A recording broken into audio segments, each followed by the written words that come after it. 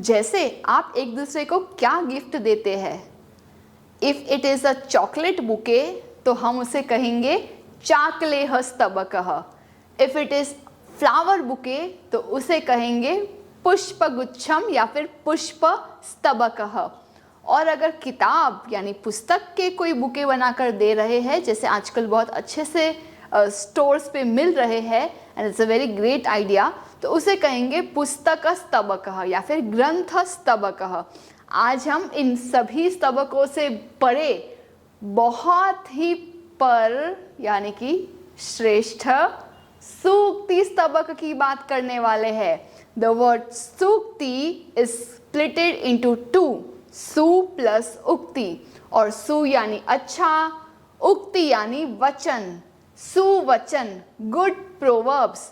Good proverbs वो भी अनुष्टुप छंद में यानी कि श्लोक के फॉर्मेट में। तो welcome to chapter 8 of Ruchira class 6 text book, जहाँ पे हम सीखेंगे कुछ 5 ऐसे सुभाषित जो सूक्ति का स्तबक यानी अ बंच ऑफ गुड सूक्ति।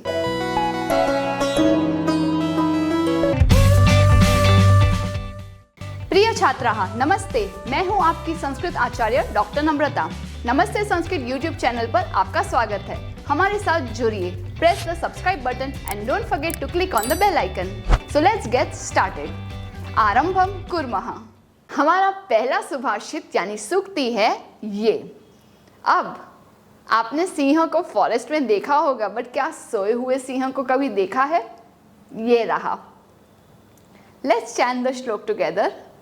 उद्यमेन हि सिद्ध्यन्ति कार्याणि न मनोरथैः, न हि सुप्तस्य सिंहस्य प्रविशन्ति मुखे मृगाः। सुप्तस्य सिंहस्य मुखे मृगाः न प्रविशन्ति, न हि प्रविशन्ति। सोए हुए सिंह के मुंह में कौन नहीं आ जाता? मृगाः यानी बहुत सारे हिरण, पशु वगैरह खुद म खुद चल करके उनके मुंह में नहीं जाता। जैसे कि हम यहाँ पे है तो क्या सब कुछ हमें रेडी मिलता है?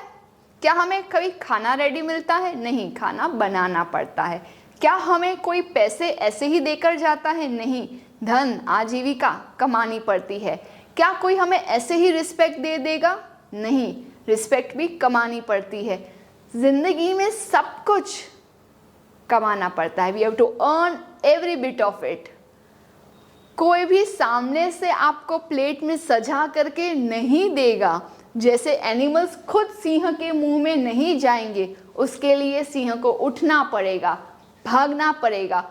कोई एनिमल को देखकर अटैक करके उसे निचोड़ करके, खा करके, चीर करके पूरा भक्षण करना होगा, च्यू करना होगा, खाना होगा, है ना? तब जाके उसको उसका भोजन मिलता है। क्या आपको पता है, लायंस भले ही कार्निवोरस हो, लेकिन जब तक उन्हें भूख ना लगे तब तक वो शिकार नहीं करते। They only hunt in case they are hungry. But यहाँ पे पॉइंट ये है कि हम सोते सोते कार्य ना करके, सिर्फ सोच करके, डे ड्रीमिंग करके कि okay one day I will become this person, one day I will get so much things, fame, money, anything you want. तो बैठे बैठे सोच करके नहीं होगा, उसके लिए उठो, जागो, भोर भई अब सोना क्या। सेम यहाँ लिखा है, उद्यमेन यानी उद्यम करने से, मेहनत परिश्रम करने से, कार्याणि सिद्ध्यन्ति सभी कार्य सिद्ध होते हैं यानी कि सफल होते हैं। न मनोरथैहि, मन के रथ को हमने भगाया और सोचा, ऐसे नहीं होता। मन तो कहाँ कहाँ भागेगा। यहाँ से आप कोई भी सिटी, कोई भी देश जा सकते हैं। एक 2 व्हीलर से 4 व्हीलर और बड़ी गाड़ी और विमान और प्राइवेट जेट, कहाँ पे भी आप जा सकते हैं। कुछ भी सफलता के बिंब सोच सकते हैं, लेकिन बैठे बैठे मिलेगा या उठ करके मेहनत करके मिलेगा। तो वही कह रहे हैं, with the example of this सुप्तस्य सिंहस्य मुखे मृगाः न प्रविशन्ति अतः उत्तिष्ठन्तु तथा च सफलतायै कार्याणि कुर्वन्तु। दूसरा सुभाषित है, पुस्तके पठित पाठ जीवने नैव साधितः किं भवेत् तेन पाठेन जीवने यो न सार्थकः। अर्थात हम पढ़ाई लिखाई तो बहुत कर लेते हैं, अच्छे अच्छे नंबर्स, अच्छे अच्छे मार्क्स, अच्छे अच्छे ग्रेड्स के लिए बहुत पढ़ लिख लेते हैं, और शुड आई बी टेलिंग कि आप रट्टा बहुत मारते हैं to compete and to come first in the class, जैसे 3 इडियट्स में जो चतुर है ना उसके जैसे, या फिर जो रैंचो का कैरेक्टर था from the same film 3 idiots उसके जैसे थोड़ा सा प्रैक्टिकल एप्लीकेशन पे ज़्यादा ध्यान देकर रट्टा मारना वाला चीज़ कम करके, क्या उस पे आप ध्यान देते हैं? तो ये श्लोक वही कह रहा है, पुस्तके पठितः पाठः, पुस्तक में जो पाठ, चैप्टर, लेसन्स पढ़ लिए गए वो सिर्फ पढ़ने के लिए पढ़ लिए गए, लेकिन जीवने नैव साधितः, जीवन में उसकी साधना नहीं की, उसका उपयोग नहीं किया, you never used it in your life. तो क्या होगा? किम भवेत् तेन पाठेन, क्या होगा उस पाठ से? कुछ भी नहीं होगा। जीवने यो न सार्थकः, जीवन में जो सार्थक यानी उपयोगी ना हो, उस लेसन्स का पढ़ने के बाद भी क्या मीनिंग, इट्स अ वेस्ट। जैसे आपको पता है, जो मैथमेटिक्स में आपको पाइथागोरस थ्योरम सिखाया जाता है कि कोई भी ट्रायंगल में द सम ऑफ 2 साइड्स से उसका जो परपेंडिकुलर साइड है वो बेटर है, it's the some is better. लेकिन ये पाइथागोरस थ्योरम हमारे भारतीय ऋषि मुनि, जिनका नाम है बोधायनाचार्य, उनका ये थ्योरम है, न कि पाइथागोरस का। तो अब ये पढ़ लिख लिया, बहुत सारे मैथमेटिक्स प्रॉब्लम भी सॉल्व हो गए, फर्स्ट रैंक भी आ गया, सब्जेक्ट भी आपने टॉप कर लिया, लेकिन अगर प्रैक्टिकली कोई बोला जाए कि आपको इस रास्ते से फिर राइट टर्न लेके इस रास्ते पे जाना है, और अगर यहाँ पे एक रास्ता और एक है जो कनेक्ट करता है, तो आप ये रास्ते से जाते हैं या फिर पूरा घूम करके? कहने का मतलब किताबी नॉलेज एक चीज़ है, उसको उपयोग करके जीवन में यूज़ करना दूसरी बात है। So we have to learn the practical applications of each and everything.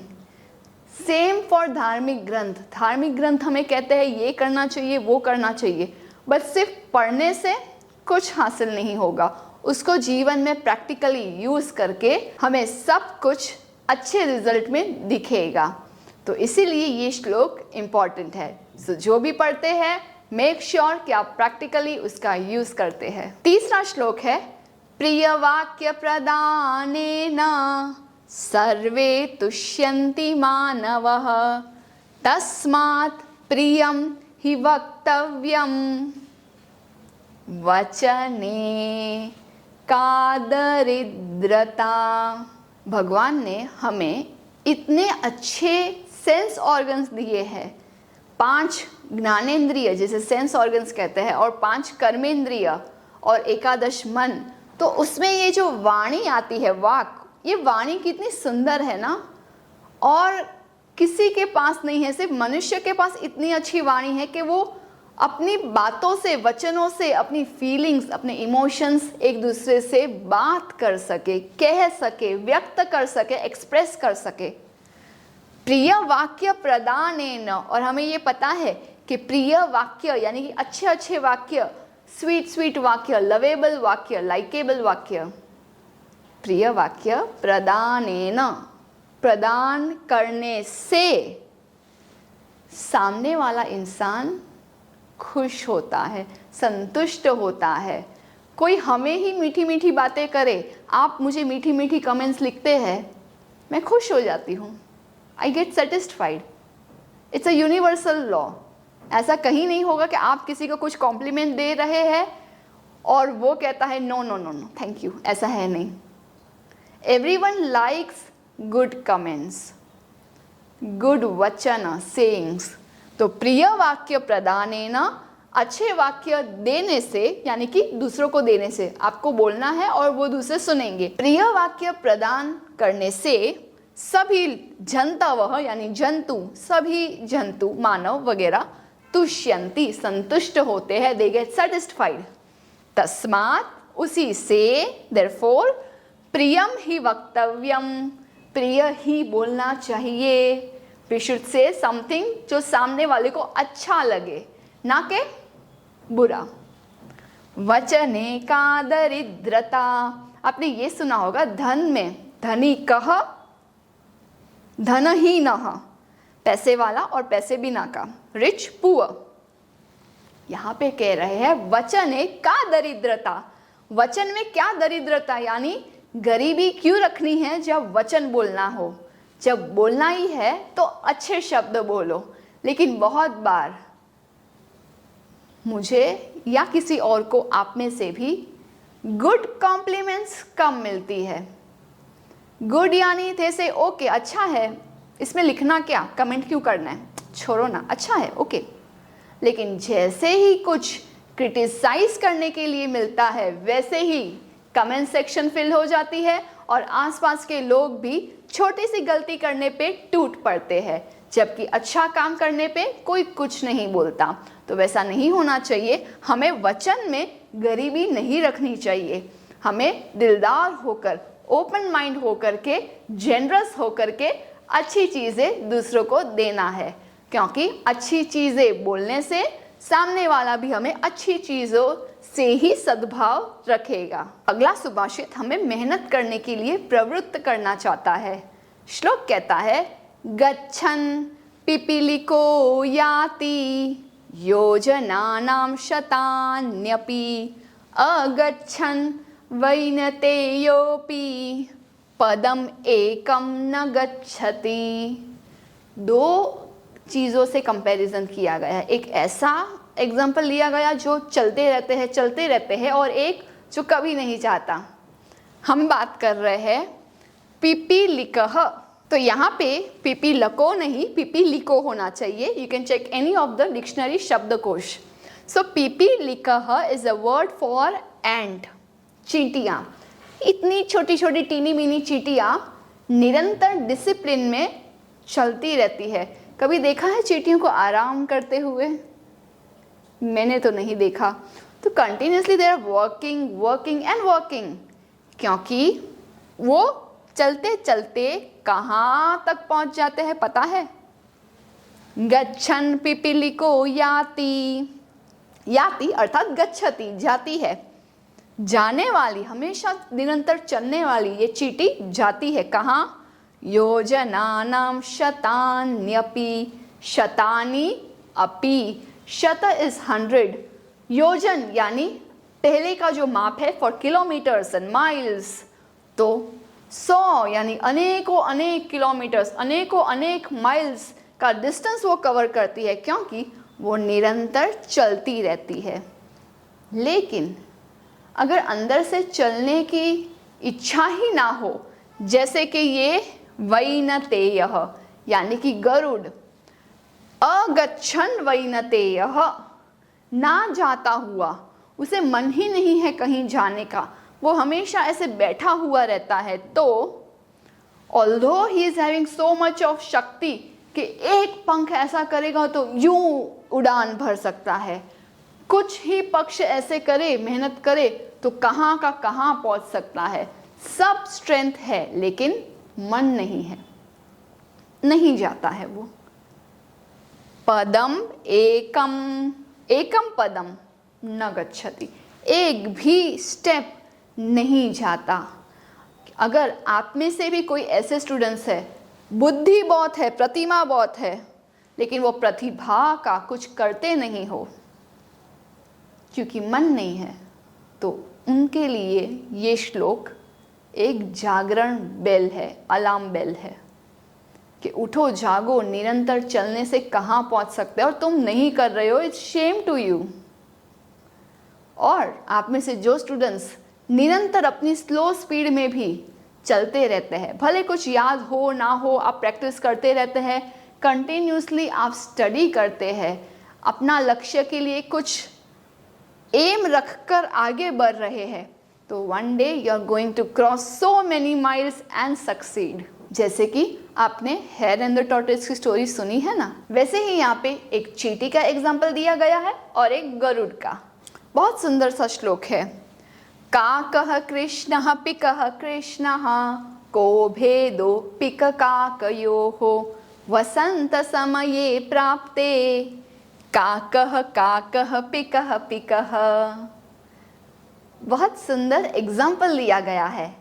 काकः यानी जो का करोति इति काकः कौवा, और पिकः यानी कोयल जो बहुत सुरीली आवाज में गाती है। बट समस्या ये है कि दोनों ही काकः और पिकः, कौवा और कोयल, ब्लैक दिखाई देते हैं, एग्जैक्ट सेम दिखाई देते हैं, स्पेशली जब वो एग से बाहर आकर छोटे होते हैं तब। अब होता क्या है एक्चुअली, जो कौवा है वो खुद के एग्स का पालन पोषण करने के लिए, यानी उसके ऊपर बैठ के उसको अंडे को सेकने के लिए बहुत ही मदरली लव वाला है। ओके, लेकिन ये जो कोयल है ना, कोयल थोड़ी सी दुष्ट है। भले ही she is blessed with a nice voice, melodious voice, लेकिन थोड़ी सी वो चीटिंग करती है और खुद के जो एग्स है वो कौवे के नेस्ट में रख कर चली जाती है। और ये जो बेचारा है, इस केस के लिए आई विल टेल बेचारा, कि वो जो बेचारा कौवा है वो इसको अपने इंडे के जैसे पालन पोषण करता है। जब इंडा फूटता है, जो ब्लैक छोटा सा पक्षी निकलता है, उसको भी खुद के ऑफस्प्रिंग्स के जैसे ही पालन पोषण करता है। लेकिन रहस्य कब फूट जाता है, जब वसंत का समय यानी कि स्प्रिंग सीजन आती है, flowers are blooming, the nature is singing, that time वो छोटा सा ऑफस्प्रिंग बर्ड गाने लगता है सुरीली आवाज में। तब पता चलता है, अरे मेरे साथ फिर से धोखा हो गया, ये मेरा पक्षी है ही नहीं, ये तो कोयल है। ये तो काका बोलते हैं ना, तो ऑफस्प्रिंग्स का बोलना चाहिए, ऐसा नहीं हुआ। तो ये श्लोक कैसे समझाया गया है? काकः कृष्णः, कृष्णः यानी कृष्ण वर्णः, ब्लैक कलर, कौवा है वो ब्लैक कलर का है। पिकः यानी कि कोयल, cuckoo, is also black in colour. को भेदः, what is the difference between पिक एंड काक? योहो, योहो is add to say between. What is the difference between both of them? वसंत समये प्राप्ते, वसंत के समय में प्राप्त होने पर, यानी कि वसंत का समय आने पर, ड्यूरिंग स्प्रिंग सीजन, काकः काकः पिकः पिकः, जो कौवे हैं वो पता चल जाता है कि कौवे है क्योंकि वो काका बोलते हैं, और पिकः पिकः है यानी कोयल कोयल है, उसका अस्तित्व पता चल जाता है क्योंकि वो सुरीली आवाज में गाती है। और एक अब मैं आपको बहुत कटु सत्य बताने वाली हूँ। This can be represented as a rich women with a nice voice और अ नाइस करियर और a nice job going to another duty, जैसे जॉब पे जाना या बिजनेस सेटअप करने जाना या स्टार्टअप पे जाना, व्हाटएवर। लेकिन ये अपने बच्चों का पालन पोषण नहीं करती और किसी अन्य, स्पेशली नैनी और एनी अदर रिलेटिव्स और ग्रैंड पेरेंट्स, किसी और को सौंप करके चली जाती है। लेकिन समय आने पर पता चल जाता है कि ये बर्ड्स तो यहाँ पे सिर्फ थे, अटैचमेंट इसको ज़्यादा हुआ, कौवे को ज़्यादा हुआ बेबीज के साथ।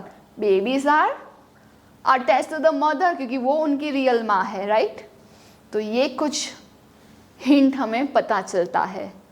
सेम जब मैं कहूँ कि बहुत सारे स्टूडेंट्स में या बहुत सारे लोगों में कोई और मिक्स हो जाता है, तो वो एक जन एक ऐसा टाइम आता है जब पता चल जाता है नो, ये हमारे में से नहीं है, ये अलग है। तो दैट इज द वसंत समय, द पीक टाइम, जिससे पता चलता है कि these two are different. So I hope all the life lessons are enjoyed by you and applied by you very soon in your life. Let's meet in the next episode, the Abhyas Karyam. Till then, Punarmilamaha. Dhanyavadah. Do some paropkar today. Share this video to those who are still confused in Sanskrit. Join our support system group exclusively for students of class 5 to 7, 8 to 10 and 11-12 onwards. Keep learning and have fun with Sanskritam. If you found this video helpful, contributions are open and welcome to the UPI number given in the description box. You can also contact WhatsApp number 8511 499 555. It's completely optional and your contributions will help us to create more free videos for all of you. Dhanyavadah.